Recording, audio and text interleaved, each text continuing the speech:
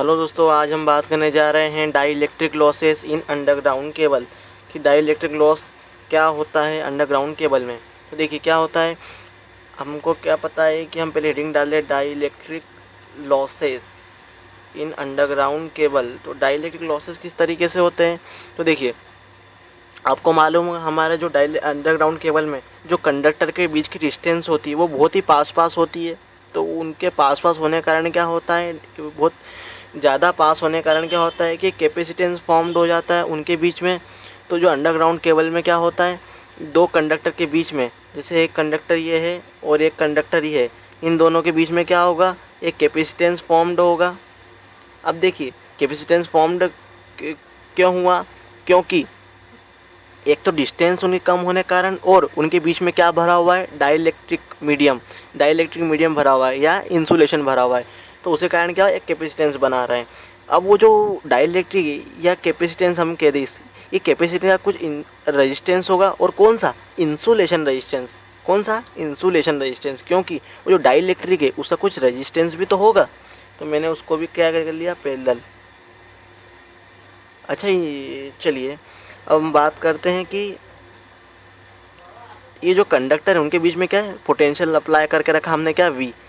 इनमें क्या है, कुछ करंट फ्लो हो रहा होगा आई, जो कि कुछ करंट काय में जाएगा, आईसी करंट कैपेसिटर में, और कुछ करंट काय में जाएगा, आईआर करंट। ठीक है। अब देखिए अगर मैं यहाँ से कुछ अपनी इक्वेशन निकाले केसीएल लगा के, तो क्या निकल सकता है हमारा, I C equal to V upon XC,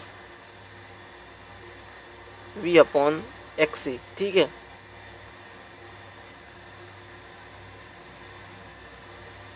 उसी तरह से अगर हम बात करें तो जो आईसी करंट है वो क्या करेगा, आईसी करंट क्या करेगा, लीड करेगा वोल्टेज से प्लस 90 डिग्री एंगल से। अब आईआर के लिए निकालता हूँ मैं, आईआर। ठीक है, आईआर के लिए निकालते हैं। आईआर के लिए निकालेंगे तो क्या निकलेगा, V अपॉन ये वोल्टेज, इसके क्रॉस भी वही होगा इसके का, क्योंकि पैरेलल में है।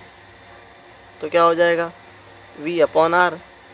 अब जो वोल्टेज का एंगल क्या है, ज़ीरो, रेजिस्टेंस तो रियल नंबर है, उसका एंगल भी क्या रहेगा, ज़ीरो रहेगा। लेकिन यहाँ पर देखिएगा कि हमने क्या किया है। अच्छा, XC की वैल्यू क्या होती है दोस्तों, 1/j⍵c। तो XC अब 1/j⍵c, तो क्या ऊपर चला जाएगा J। मैं XC की वैल्यू वही रखता हूँ। ठीक है, ये समझ में आ गया। अब देखिए जो वोल्टेज है, वोल्टेज का एंगल तो क्या है, ज़ीरो है, लेकिन प्लस का J। ठीक है, थोड़ा सा इसको अपन ओपन कर लेते हैं। J अभी देखिए यहाँ से क्या निकल जाएगा, ⍵c हो जाएगा। अच्छा, वोल्टेज का एंगल क्या है, ज़ीरो है, बाकी J का एंगल क्या दे रहा है, +90। मतलब क्या करेगा, +90 क्या करेगा, हमारा करंट क्या करेगा, लीड करेगा। ये समझ में आया।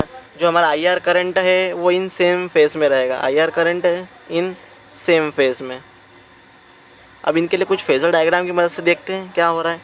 तो देखिए फेजर डायग्राम बनाऊंगा तो मैं वी आर ओ क्या ले लेता हूँ मैं, एज अ रिफरेंस वोल्टेज। और जो हमारा आईसी है, आईसी क्या है, करंट लीड कर रहा है। ठीक है, और आईसी करंट लीड कर रहा है, और आईआर तो सेम फेज में होगा वोल्टेज के। तो आईआर क्या है, सेम फेज में। दोस्तों वेक्टर बना लेना हर जगह। अब देखिए ये वेक्टर को पैरेलली ले जाइए, ये वेक्टर को पैरेलली ले जाइए, क्योंकि हमको क्या निकालना है, इन दोनों का रिजल्टेंट क्या है, करंट आई, क्योंकि ये दोनों किससे मिलकर बने, आई से। तो इसको मैं पैरेलली ऐसा ले जाऊंगा, क्योंकि हम वेक्टर को पैरेलली मूव करा सकते हैं। ये आ गया आपका एक वेक्टर, इसको ऐसा ले जाइए पैरेलली, थोड़ा आगे पीछे हो गया है, कर लीजिएगा।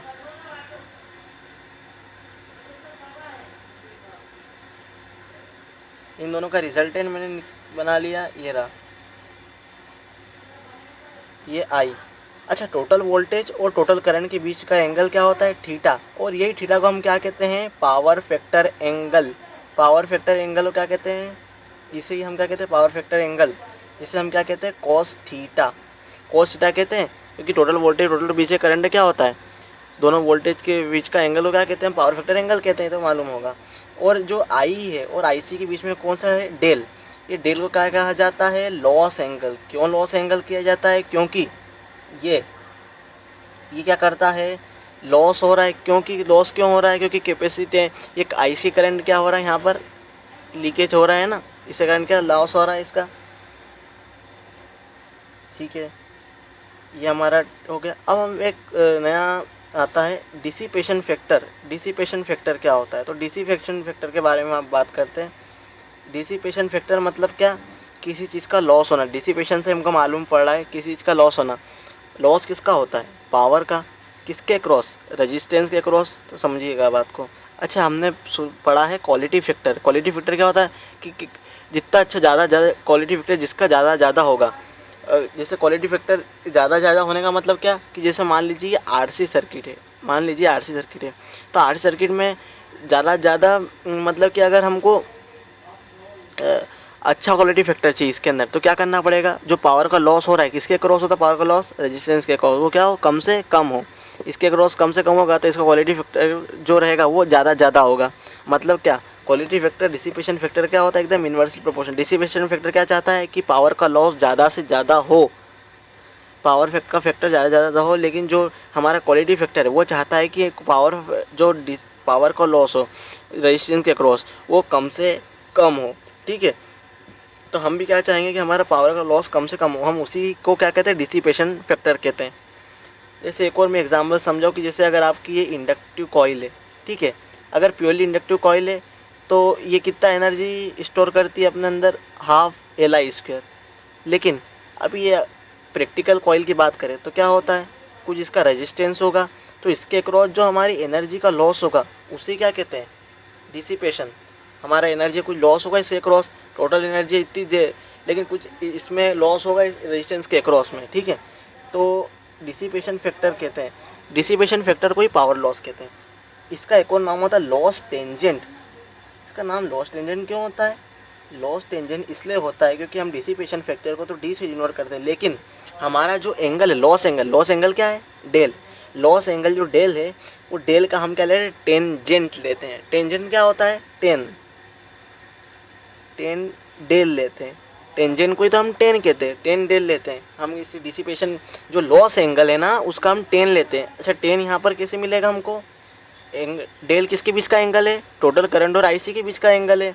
तो टोटल करंट और आईसी के बीच में यहाँ पर देखते हैं डेल, तो IR यहाँ पर है, तो ये जो वेक्टर है देखिए यहाँ पर है इस तरीके से, ठीक है। IR ये है तो IR के पैरेलल भी तो IR ही होगा, कि हम पैरेलल ले गए थे, और जो IC इसके पैरेलल ही होगा। अब इतने में अगर देखूँ मैं I और IC के बीच में, तो अगर मुझे पता करना है तो हमारा टेन क्या होता है, परपेंडिकुलर अपॉन बेस। परपेंडिकुलर क्या है, IC, बेस क्या है, IR। IC upon IR। IC को क्या लिख सकता हूँ मैं, यहाँ से मैं सिर्फ मैग्नीट्यूड की बात करता हूँ, एंगल की नहीं लेता हूँ, ठीक है, मैग्नीट्यूड की बात कर रहा हूँ। तो क्या हो जाएगा, V⍵C,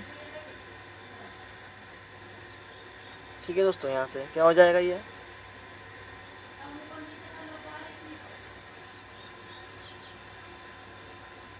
देखिए दोस्तों, यहाँ पर परपेंडिकुलर क्या होगा, एंगल को देखिए IR होगा, और बेस क्या होगा, IC होगा। मैंने गलत दे लिया था, IR अपॉन IC होगा, ठीक है, ये IR अपॉन IC। तो IR क्या दिया हुआ है हमारे को, V/R, केवल हम उसकी मैग्नीट्यूड की बात करें। और IC क्या दिया हुआ है हमको, V⍵L। तो क्या हो जाएगा, V से V कट जाएगा, बचेगा क्या, 1/R⍵L। अच्छा, मैं R की वैल्यू निकालना चाहता हूँ, 1/R की वैल्यू, तो 1/R की वैल्यू क्या निकल जाएगी यहाँ से, इसको मैं इधर ले जाता हूँ, तो 10 डेल ⍵L। अच्छा, अब डिसिपेशन फैक्टर की बात करें, अभी तक हमने डाइलेक्ट्रिक लॉसेस के बारे में बात ही नहीं करी। डाइलेक्ट्रिक लॉस के बारे में हम बात करें थोड़ी सी, देखिए तो समझिएगा बात को। अब डाइलेक्ट्रिक लॉस के बारे में बात कर रहे हैं हम। डाइलेक्ट्रिक लॉस का मैंने आपको डिसिपेशन फैक्टर के बारे में बताया था। डिसिपेशन फैक्टर को क्या कहते हैं हम, पावर लॉस, तो मैं PC से उसको डिनोट करता हूँ।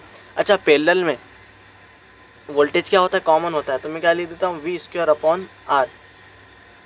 कहाँ से आएगी, P = VI।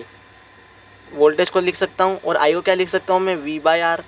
तो यहाँ लिख दिया, क्योंकि पैरेलल है तो पैरेलल में मैंने वोल्टेज को ले लिया। अब वी स्क्वायर को तो ऐसा कैसा रहने देना है मुझे। 1/r की वैल्यू मुझे पता है क्या है, 1/r की वैल्यू 10 डेल ओमेगा एल, तो 10 डेल ओमेगा एल। तो मेरे पास क्या आ गया यहाँ से कि जो पीसी है V square 10 del omega L, और पीसी को क्या कहते हैं हम, पावर लॉस।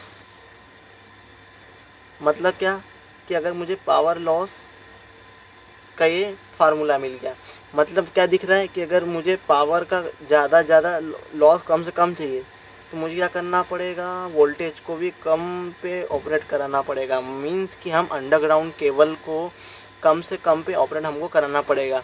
तो हमने देखा है कि हम अंडरग्राउंड केबल को वोल्टेज के, जो अंडरग्राउंड केबल का वोल्टेज है उसको कितने करते हैं, 66 kV से ज़्यादा ले ही नहीं जाते हैं, हम बहुत 66 kV से कम पे रखते हैं।